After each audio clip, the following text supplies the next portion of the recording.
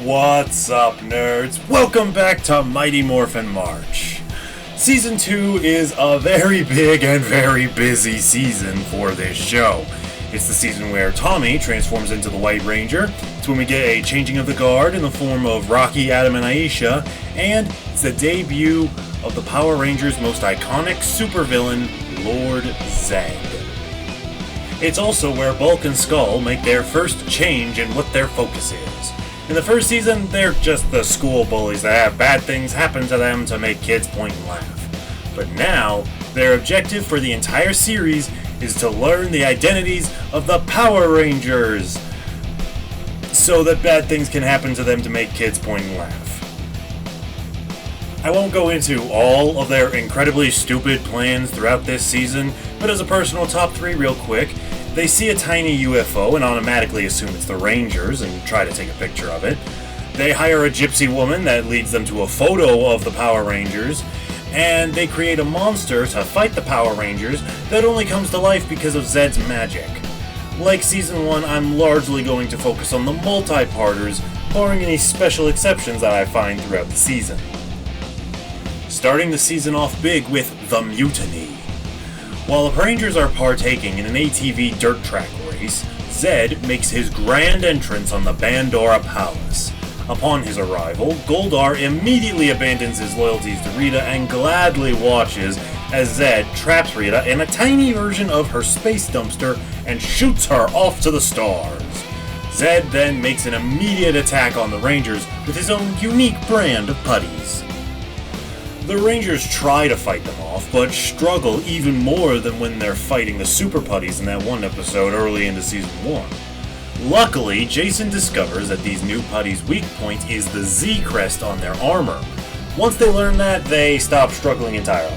Before I started rewatching this season for this video, I had it in my head that they needed to constantly relearn this weakness, but I was happily corrected when they never forgot.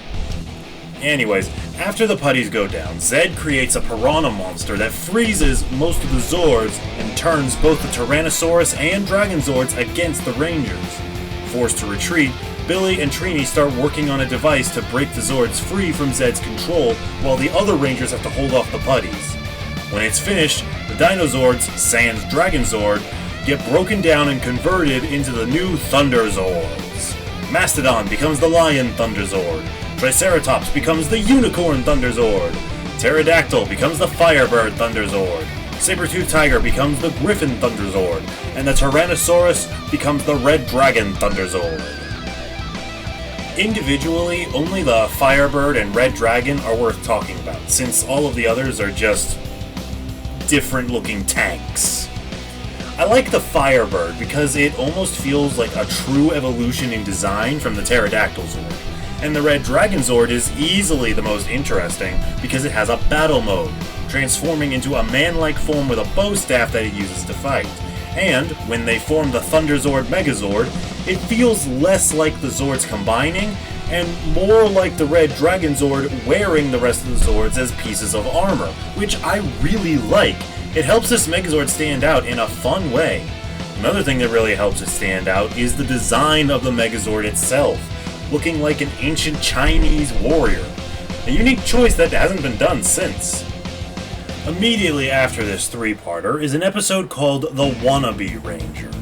And the only interesting thing about this one is that Zed makes a monster that can replicate any one Ranger at any given time. And it's little more than a series of events that prove the Rangers do not know what it is that they are doing when it comes to shapeshifters. Often breaking off to charge the monster off screen, or taking their eyes off him just long enough. It's dumb, but I'd be lying if I told you it didn't make me laugh at least a little. After several more episodes, we get to the next big event in the series, Green No More. As the name implies, this is the 2-parter where Zed saps away all of Tommy's Green Ranger powers. Tommy's feeling down in the dumps because, as was revealed in a prior episode, his green power coin can no longer be recharged, meaning he only has one last morph before his powers are gone, forever.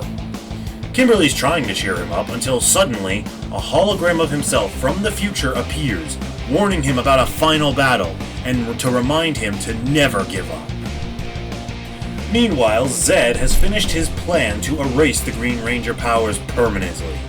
As we cut back to Angel Grove High, we see Tommy, Zack, and Billy encounter 5 characters that, for all intents and purposes, just exist to be the antithesis of the original 5 Rangers. They're rude, they bully everyone around them, they have no respect whatsoever.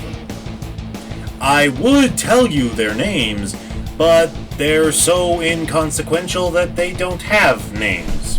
After this episode, they're never seen again, which is almost unfortunate, as I feel they could have been used a bit more if the writing team was careful. But at the same time, they also do exactly what Bulk and Skull were doing in the first season, but this time there's 5 of them instead of 2, so maybe it's for the best that they didn't overstay their welcome. Anyways, Zed targets the 5 of them to make them his Dark Rangers. At the same time, we learn Zed's been charging a green crystal with energy from every battle that Tommy has had since Rita got overthrown. Upon the last of Tommy's power being used up, the crystal will be at full power, and he intends on using it to destroy both Zordon and the Rangers. Upon picking up his Dark Ranger candidates, he sends the monster Turban Shell on the Rangers, and he, you know what, I'ma just say it, he's wearing a shell diaper. Regardless of questionable design choices, Turban Shell gigantifies and the Rangers whip out the Thunderzord Megazord to fight back. Oh, if you're wondering why I keep saying Thunderzord Megazord instead of just Thunder Megazord, it's because if I don't, I'm gonna get it mixed up in my head with the Thunder Megazord from Ninja Storm, and that is not a separation of focus that I need right now. The Megazord fights as hard as it can with Dragonzord beside them, but Turban Shell is able to push the Rangers out of their Zords as he retreats. If you're wondering why Turban Shell left, well, apparently his final attack left him weakened and needed to recharge. Zed didn't care and threw him back into the fray in order to isolate Tommy from the others. Tommy tries to fight back, but he loses the last of his Ranger powers. Desperate to survive, Tommy makes a break for cover, trying to hide. The other Rangers get warped to Zed's current location and debuts the Dark Ranger. Yeah! Dear God, I thought Turban Shell was an aesthetical mistake, but what the HE double hockey sticks were they smoking when they made these things? The eye slits and mouth holes are absolutely the worst of it. They look like Polytechnic zombie putties. It is not good at all. I can't look at him anymore. Let's just cut back to Tommy. Despite being depowered, Tommy wasn't going to let Turban Shell kill him without a fight. Powers or not, Tommy was a Ranger, and he was going to fight like one. Little side note, this doesn't relate to anything really, but I gotta point out. After the fight starts, Turban Shell tells Tommy that... "I have some more starters, I'm going to perforate you!" Which genuinely makes me laugh, because that is such a weirdly specific threat, and I love it. Back on point though. Tommy fights his best, but Turban Shell isn't giving him an inch. When the other Rangers get put back in Angel Grove, Turban Shell gets redeployed to fight them as Goldar squares up against Tommy. Goldar starts attacking Tommy's insecurities, making him feel like he's lost everything now that he's no longer the Green Ranger. He tries to make Tommy submit to him, but obviously Tommy outplays him and fights back with everything he's got. Tommy gets a hold of a time device Goldar has, and from there, he starts knocking Goldar around and... well, I honestly have no idea what that thing did to him. All I know is Goldar's still alive. Anyways, using the device, Tommy's able to free himself and destroy the green crystal, enabling the other Rangers to destroy Turban Shell.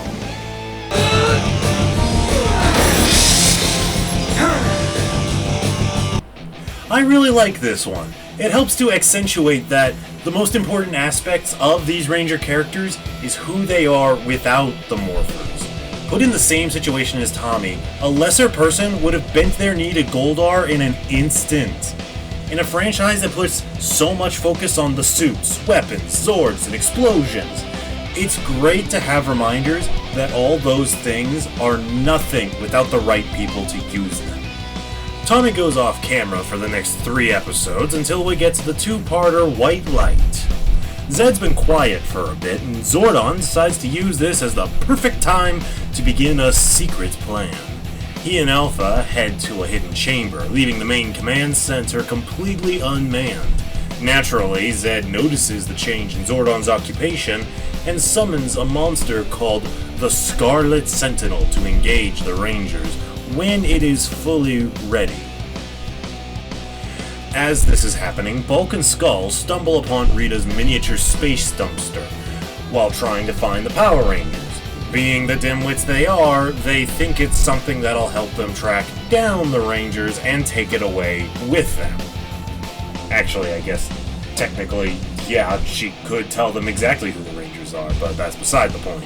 Just as they leave, Jason and Billy reach the crash site, unaware of what it was or where it's gone. Zack discovers the slumbering Scarlet Sentinel, but he doesn't quite register it as a monster since it's still disguised as just a regular old statue, and leaves it be to get Kimberly and Trini. When they try to contact Alpha and Zordon, they can't make contact because those two are still in the hidden chamber. So they bring Jason and Billy to investigate, which prompts Zed to distract them with a putty attack.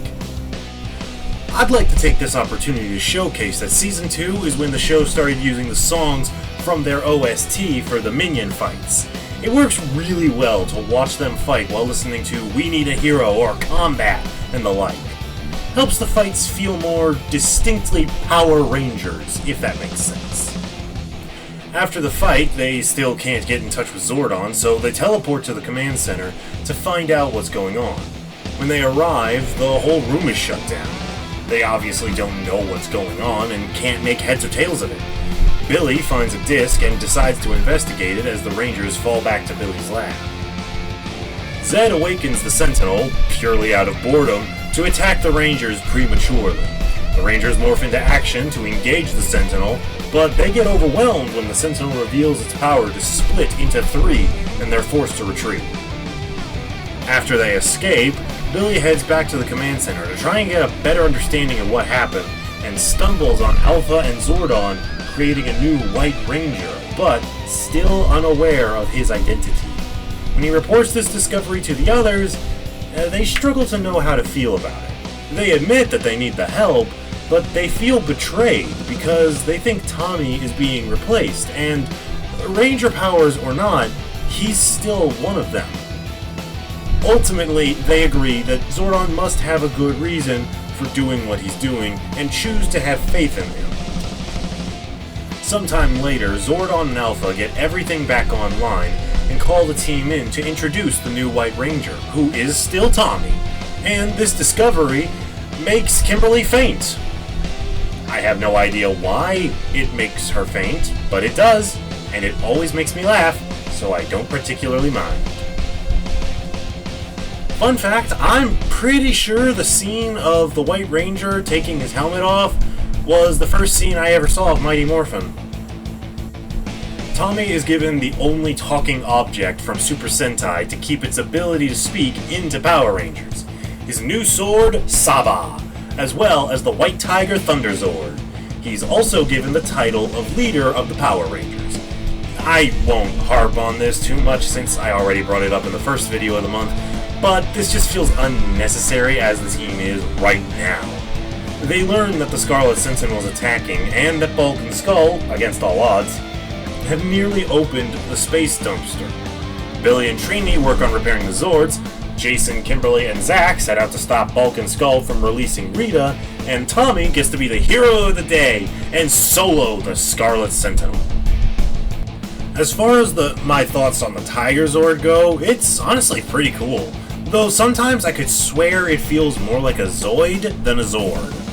It has a warrior mode as well that I really like, and it's compatible with the Lion, Unicorn, Griffin, and Firebird Thunder Zords to form its own Megazord. However, there is one detail that genuinely annoys the heck out of me. Every so often, Tommy will grab one of the orbs from the back to power an attack. Each orb contains the kanji for a different element, and the one he always grabs is the Fire Orb. Here's where my complaint comes. He calls it the Thunderbolt attack, Now granted, the odds of a 1994 little kid in America knowing what these Japanese kanji mean are barely above 0% and still well below 1%, but it just bugs the heck out of me so much. Oh, and when I said Tommy solos the Sentinel, I actually mean that he gets whooped really fast. Bit anticlimactic of a debut fight. Once Jason summons Red Dragon Thunderzord, the fight turns around and they manage to win by using the Mega Tiger Zord. The Mega Tiger Zord's design is pretty cool, but I still think the Thunderzord Megazord looks better, personally. After the battle, they get to the dumpster just as it opened, and they're able to lock Rita back inside it and send her back into space. Personally, I can't help but think it'd be smarter to lock that dumpster away somewhere more secure, but oh well. Next up is the three-parter A Ninja Encounter. I won't spend too long talking about this one in detail, because this is what introduces Rocky, Adam, and Aisha. The cliff notes are, Zed tries to turn them evil so they'll work for him, but he gets thwarted by the Rangers, resulting in their identities being exposed to those three. They get sworn to secrecy by Zordon and Alpha, and agree to help any way they can. Basically, they mostly help to cover the Rangers whenever they need to be somewhere for a fight, or to break some machine that's got them brainwashed. There are some exceptions, but they really are just sidekicks in the short period that they spend like this. Now we get to the two-parter, The Power Transfer. It's the World Peace Summit in Angel Grove, and 3 teens have been selected to take on a new life to lead towards a better future. And if you don't know which 3 were picked, then you didn't watch this video yet. During a battle against Zed's Serpentera, a gigantic war machine that puts Rita's from last season to shame, the Rangers get their snot kicked in. The only saving grace the Rangers have is that it consumes power too quickly and can't sustain itself in a prolonged battle. The Rangers fight back with everything they've got, including the new Ultrazord, Tor. I hate this thing! The Colossal Titanus with massive cannons was replaced by a turtle with finger pistols. This is a rare instance of a Zord that I just do not like. They failed to beat back Serpentera, but they did buy enough time for the others to find the Sword of Light. At this stage, Jason, Zack, and Trini have to relinquish their powers in order to join the Peace Summit, and to have Rocky, Adam, and Aisha take their place on the battlefield. After this, they engage a new monster to showcase the new Rangers and how they fight with the new powers. And I'll be real, there's no visual difference. I mean, it's to be expected, but still, aside from the voices, there's no way to tell someone different is supposed to be under those helmets. Honestly, this two-parter just feels bittersweet. On the one hand, Rocky, Adam, and Aisha are honestly really good characters. But knowing the truth about why this change happened really does put a damper on the whole thing. I don't know. If you can still separate this scene from the backstage drama, then hey, all the power to you. Have enough fun for the both of us. But for me, it's just kinda meh now. Not gonna lie, the next several episodes is mostly an opportunity for the new Rangers to get caught up on character development with the others. Rocky getting hit by a monster that makes him a slacker, Aisha getting carried away with her position on fire prevention, Adam falling for a girl who's a monster in disguise. I mean, none of these are bad episodes, but they do feel boring simply because they kinda slow the pace down. Having said that, there is an episode that honestly surprised me with how good it is. The episode is called When is a Ranger Not a Ranger? Zed, inspired by Adam's kaleidoscope, turns that item into a monster that can shoot people with a refracting beam that makes them forget who they are. The monster quickly attacks Tommy, Billy, and Kimberly, causing them to not know each other or even themselves. Rocky, Adam, and Aisha hurry over to them and try to help them remember who they are. They bring the 3 of them to the command center, hoping to jog their memories, but nothing's working. Adam creates a theory that if they reflect the monster's blast through a reflective prism, it just might reverse the effect. And this is where it starts getting good. Bulk and Skull are on a stakeout in the middle of grid knows where, trying to find the Power Rangers, and they happen to be right there to see the Rangers teleport to that exact spot. Not only that, but they even watch Rocky and Aisha morph into their Ranger forms, removing any doubt that they are, in fact, the Power Rangers. Billy and Adam get the prisms, but it's too late. The monster blasts Rocky, Adam, and Aisha, and they immediately forget who they are and are powerless. Bulk and Skull grab the prisms and bait the monster into attacking them. Who said that? Who are you? Whoever you are powerless to stop me from taking these captives back to the moon! You're not taking the Power Rangers anywhere! What? Yeah. Not if we can help it. Which I hope we can. Don't force me to destroy your minds as well! Draw! You yellow-bellied skunk! Oh, very well, Earthlings. If you insist on orchestrating the road doom, we will have what I believe you call a showdown. You're not losing your nerve, are you?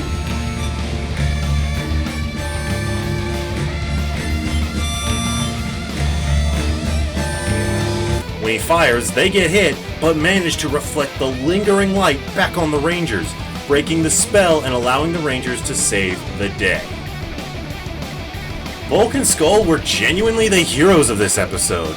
Despite all the stupidity and idiocy that they have shown and will continue to show in the future, these two goofs just saved the world by saving the Power Rangers. True, they don't remember how they did it, but they're one of the few people that get a direct, honest thank you from the Power Rangers for saving their lives. And I think that even they deserve to ride that high for a while. The next two-parter is Rangers Back in Time. Zed uses his magic to de-age the world, turning everyone several years younger, so the Rangers are all kids.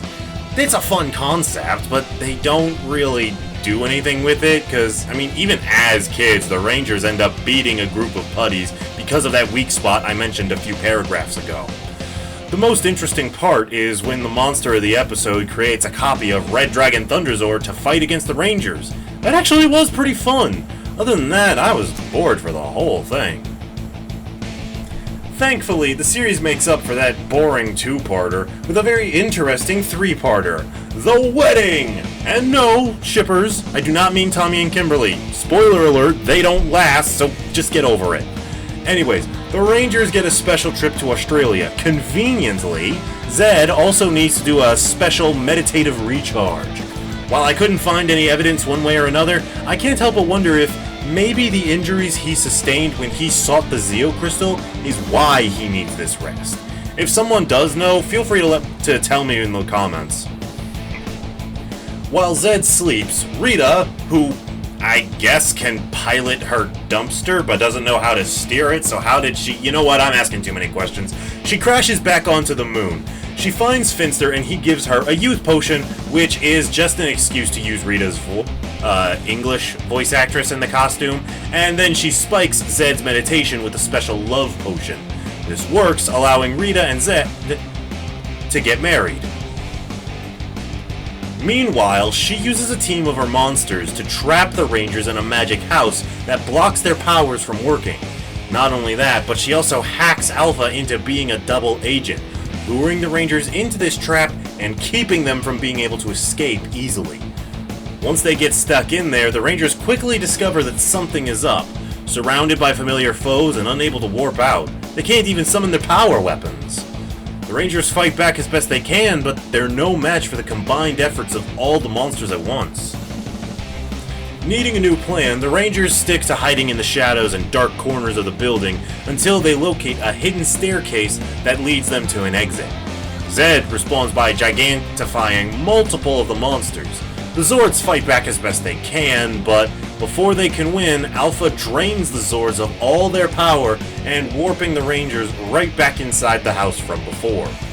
At this point, the Rangers are forced to sit back and try to think up a solution as to what is going on and how do they win. Eventually, they start outsmarting the monsters that are guarding them, and even manage to trap a few of them just long enough for them to make their getaway. They fight through the monsters to reach the command center, where they find and de-hack Alpha. From there, I don't need to explain how it goes. Megazord, explosion, victory. Literally right after that is the multi-parter Return of the Green Ranger.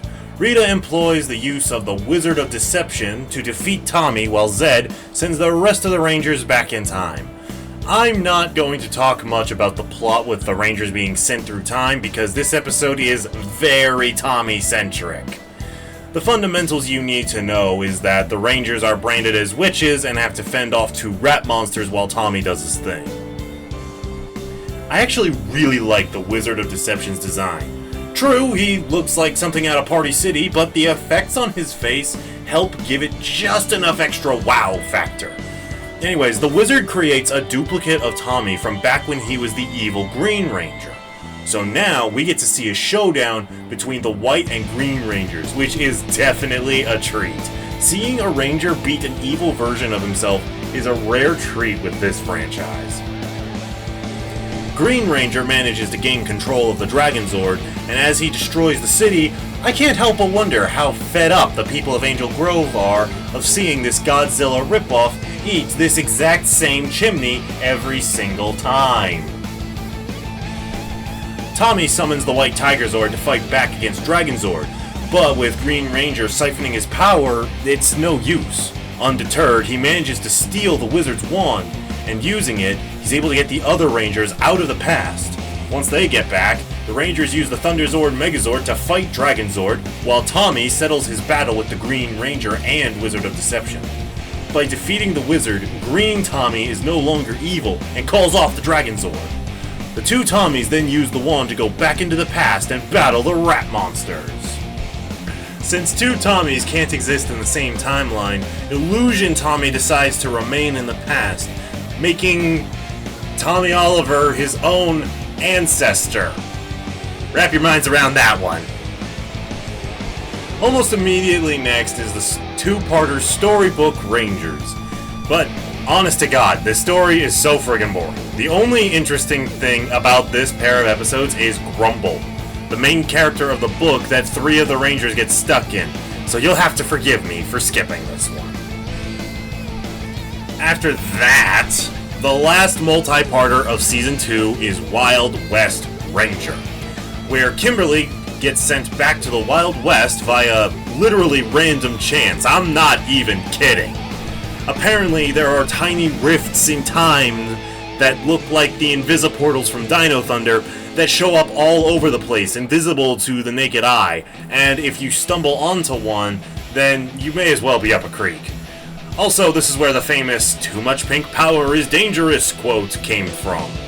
Kimberly manages to find the command center in the past and get the other power coins, sans the green one obviously, to let the ancestors of the other Rangers morph to help her fight against Goldar, the Putties, and a cactus monster. I mean, it's fun to be sure, but it'd be a lot more fun if they hadn't just done the travel through time trope less than 3 episodes ago. This season had a lot, to be sure. This is definitely the heaviest season when it comes to significant story beats that occur within it. Backstage drama aside, the 3 new Rangers do bring some variety in characteristics that I feel is important in a show with this many episodes. I can comfortably rate this season 8 out of 10. This season has a lot of bangers, and I really enjoyed it, and I can tell plenty of others think it as well. But it's also very long, which definitely detracts a few points from it. And the fact that they use so many episodes to give the newbies some catch up on character building does stretch it out more than you'd think. Thank you guys so very much for watching. Be sure to like, comment, and subscribe. Don't forget to ring the bell so you never miss an upload. Check out my buddy Tyler Crux. He does a lot of fun stuff on his channel. We collab all the time, and he is always a big help in getting these months up and running. Catch you later, nerds, and may the power protect you.